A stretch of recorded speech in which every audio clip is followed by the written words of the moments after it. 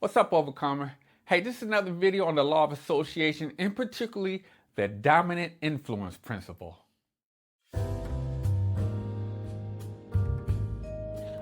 Okay, so what is the dominant influence principle and where is it found? So in Deuteronomy chapter 20, verses 16 through 18, I believe, he told Moses to wipe out all the inhabitants of the land that he was giving them because, and he goes in and tells them, because if not, they're going to teach you how to follow their gods and do the other abominations.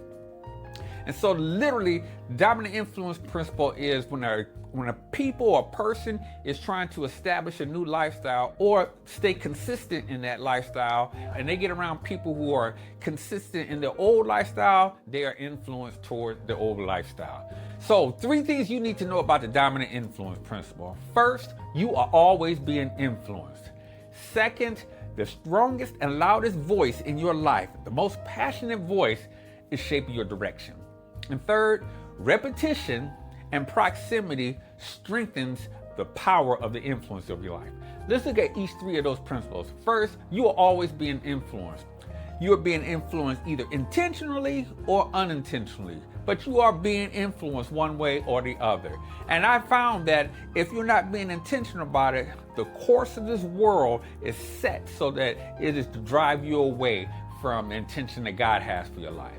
That means your purpose, the prosperity God has for you, the impact that He wants you to make on other lives, this course of this world will drive you away from it. It's just the way it is. It's a currency that's always moving. And so you have to be like a salmon and go against the grain and be intentional about your purpose and your identity and the things that God has told you to do. You have to be the dominant influence in your own life.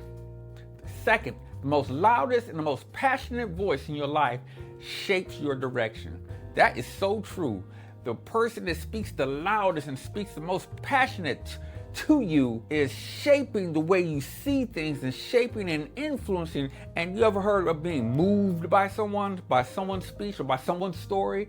That's literally true. You're being moved by them and moved into a certain direction. You're being influenced. So the loudest voice that you hear, the most passionate voice that you hear, should be yours. You should be talking to yourself every day.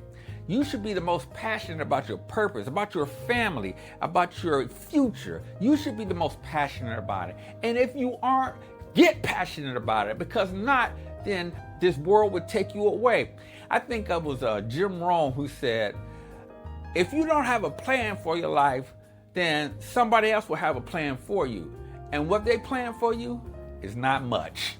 So you want to be the person that's most passionate in your life and speak and influence yourself. Again, you want to be the dominant influence.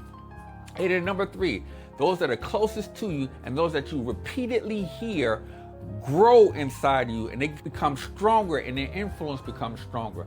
That's why it's so important that you be careful of the content that you listen to, of the people, the videos that you watch, because they are influencing you. And think about videos, that's just so amazing.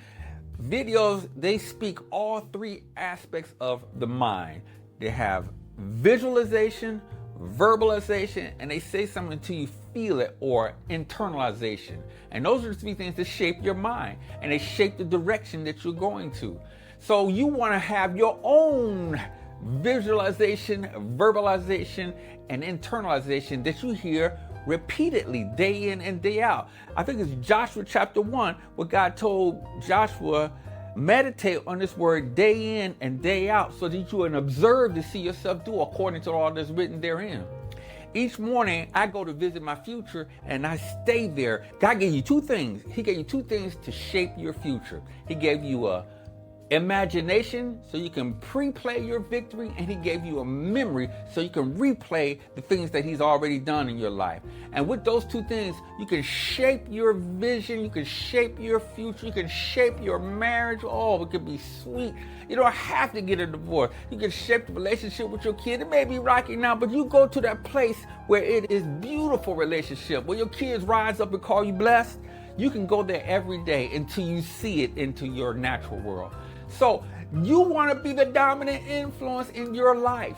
Don't let the world, don't let others, don't let the third voice or the echoes begin to shape who you are.